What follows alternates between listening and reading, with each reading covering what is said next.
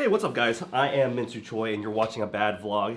I have an hour free, so I thought I would make a quick video. Today, I want to talk about how I got into higher education and working in residence life. I'll be right back.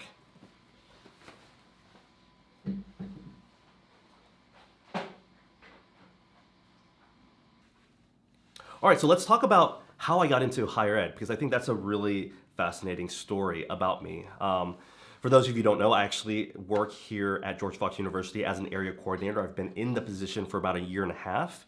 And I think one of the unique things about this role is that it is a live-in position. So I'm one of the few professionals that live pretty much year-round on campus amongst students. And it's a really great opportunity to just be in community with them and to be able to see them regularly and kind of in a context that's more home life. And you know, when it comes to college life, everyone who has been in college knows that it can be incredibly stressful. It can be hectic at times. And man, there's just a lot of growing and learning and self-discovery that you experience as a college student. And I think that is one of the most beautiful things about my role, is that I get to kind of be in the midst of all that. And that's been just a wonderful optic into learning about who people are and how they grow and what their ambitions and what their passions are. It's a beautiful thing. So I've been doing it for about 6 years now. It's a role that I never really envisioned. I didn't really have this vision to be in higher ed when I was younger, especially when I was in college. And the way that I would describe it is that I kind of fell into the role.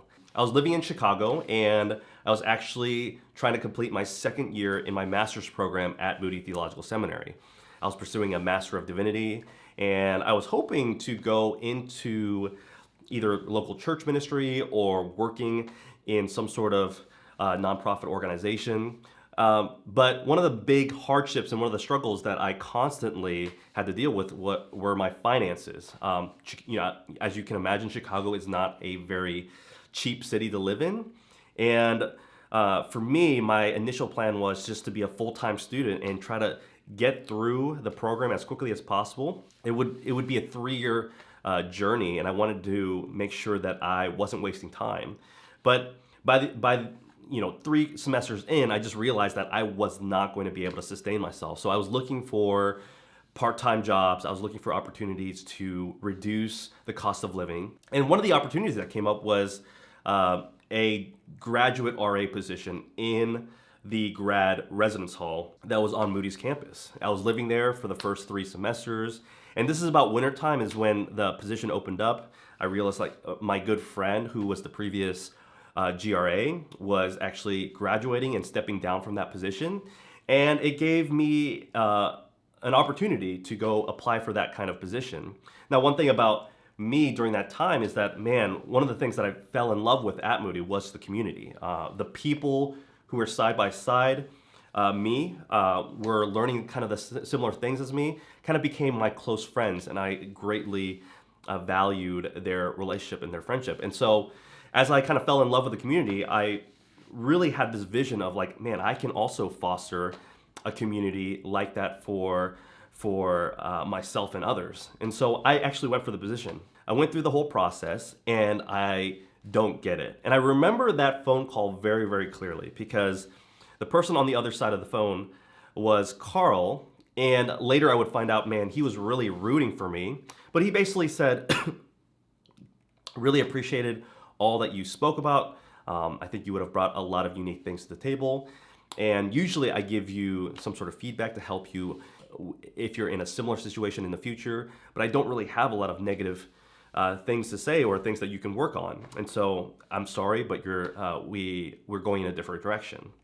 And when I first heard that, it was super frustrating, because he said that he appreciated my candidacy, but ultimately they go in a different direction. And I totally know what that feels like now. I've been in that situation multiple times in my life.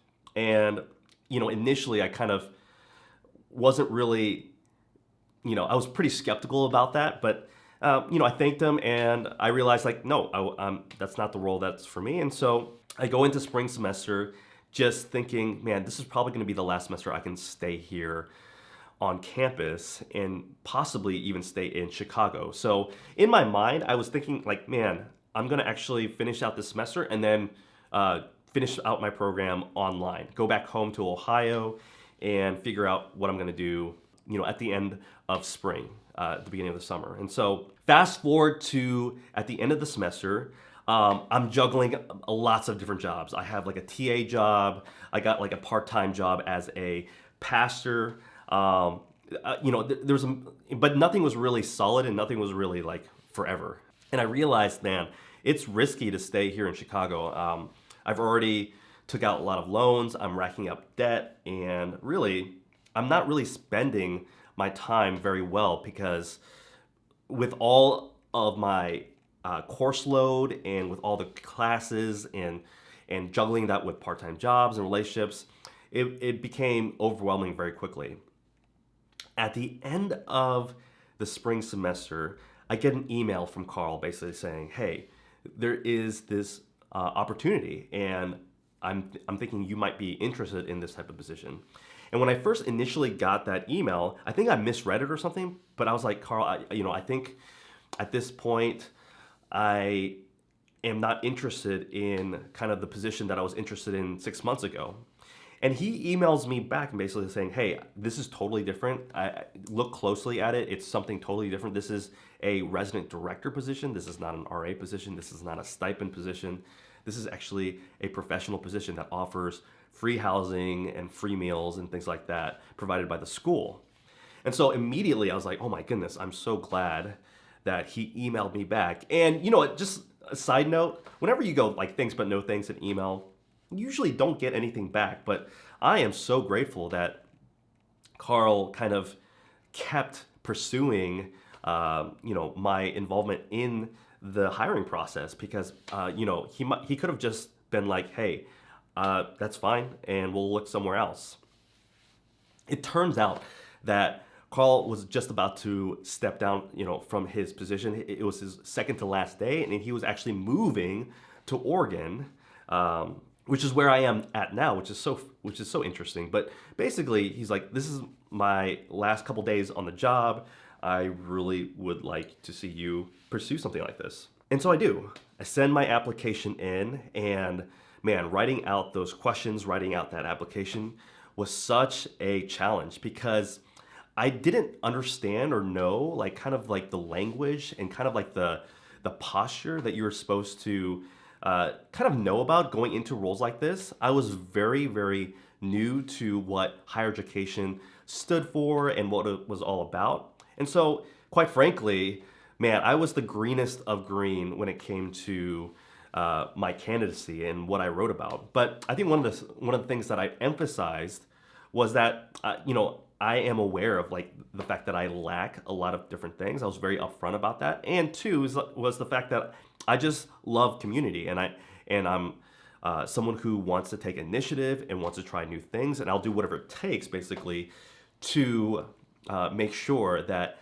the job that I'm doing is excellent and creative and productive and effective.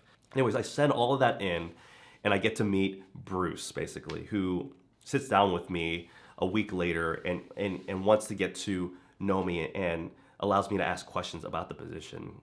And I find out later they had been looking for someone since February, March. So it had been like 4 or 5 months since they had started their search for a resident director, and they couldn't land on someone confidently. And so this is the middle of July, and I remember going through that process and just, the two things that I wanted to make sure that I did well was just be myself and to be honest about where I'm coming from and what I'm wanting from a position like this.